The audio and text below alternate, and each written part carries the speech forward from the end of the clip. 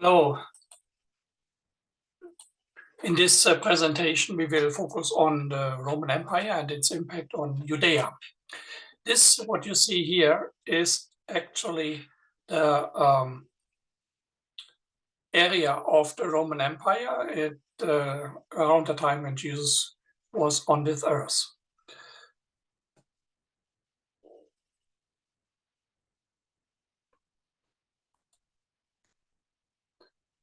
The Roman Empire had reached its peak just prior to the appearance of Jesus. The emperor was Augustus when Jesus was born, but before him there was an even more known person in history, at least, Julius Caesar. He was murdered, as we know, most of us. And after his assassination, there was a wild time in the Roman Empire. It was almost like a civil war. And victorious out of the civil war came Octavian. He died in the year 14 after Christ, and he became Augustus Caesar in the year 27 before the Common Age. It is very interesting to read about Roman records on Augustus, and the story that is told there is very similar to the one that we know from Jesus. It was believed, or it was announced on the streets of Rome, so the saga goes, that there will be a king will be born. The Senate, which was very scared of this, they didn't want that, set out to kill every firstborn, but it didn't succeed. And so Augustus was born from an earthly mother and a god, and he became the son of God. And his reign would have been remembered for eternity, and his birthday would have been the beginning of time. So that interesting parallel to Jesus. So he became the Princeps Civitatis, the first citizen, and Pontifex Maximus, high priest. He found Rome as a city of brick and left it as a city of marble. So this is Emperor Augustus, perhaps the greatest, or maybe at least among the first three greatest Roman emperors of all time. His era also served as Preparatio Evangelium, preparation for the Gospels. It was the era of Pax Romana.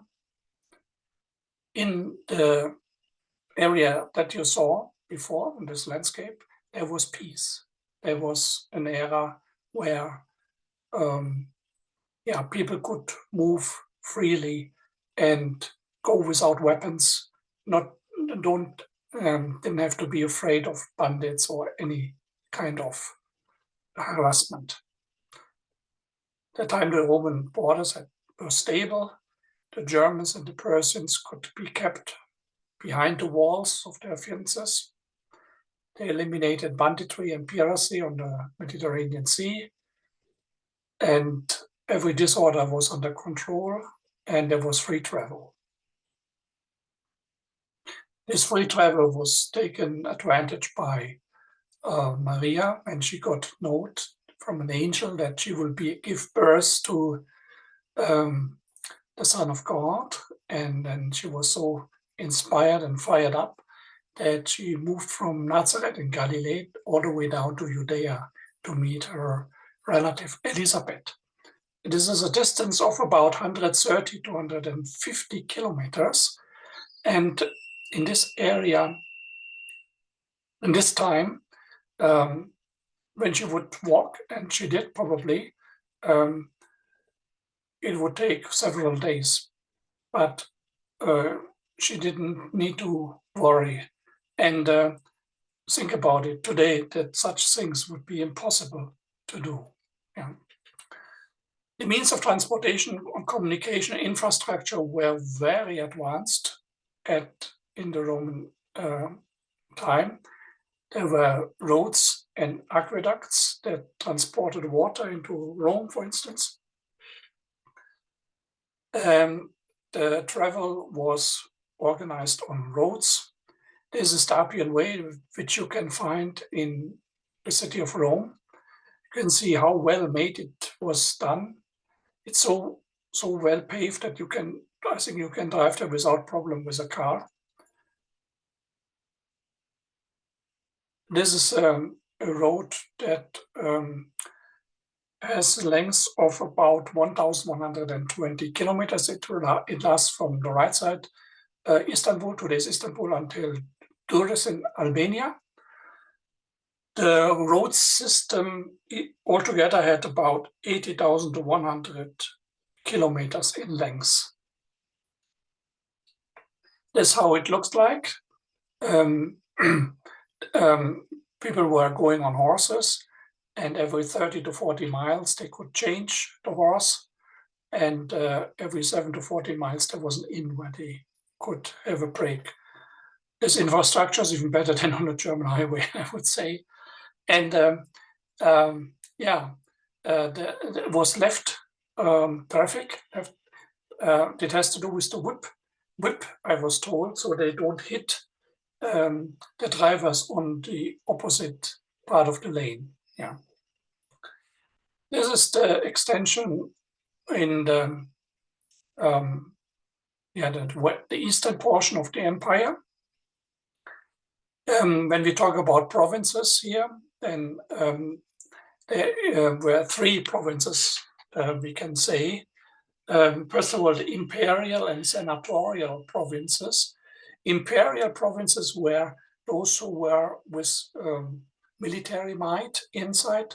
They were mostly on borders and near to the border, and they were under the control of the emperor. All taxes collected in this area went to the emperor.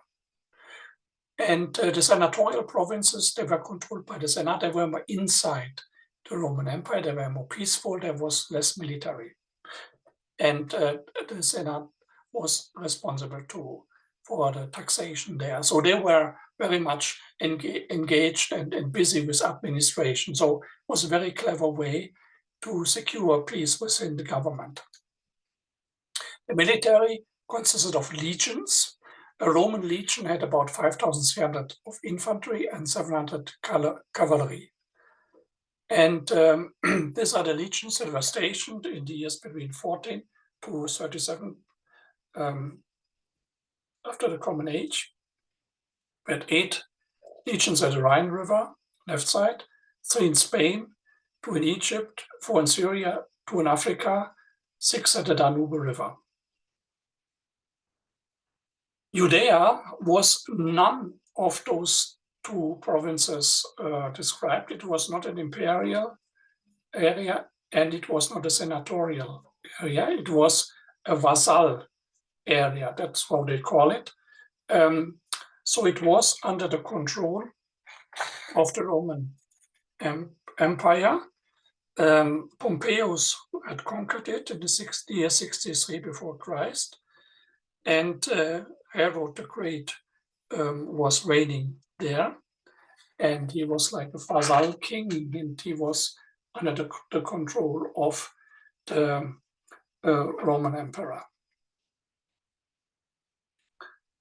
The Romans regarded the Jews as being a fanatical and superstitious people.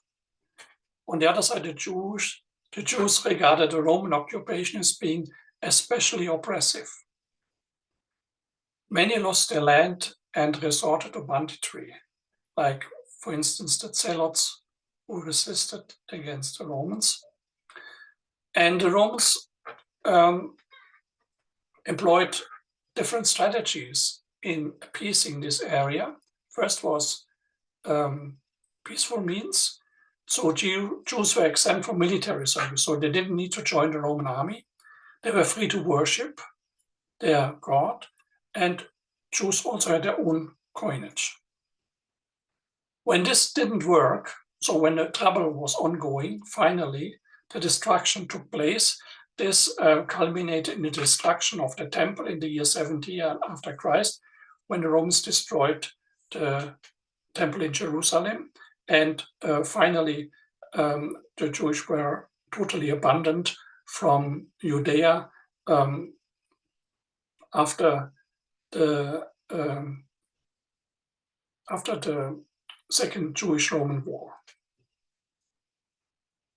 So this is the circumstances under which the Jews and the first Christian saw themselves. Thank you.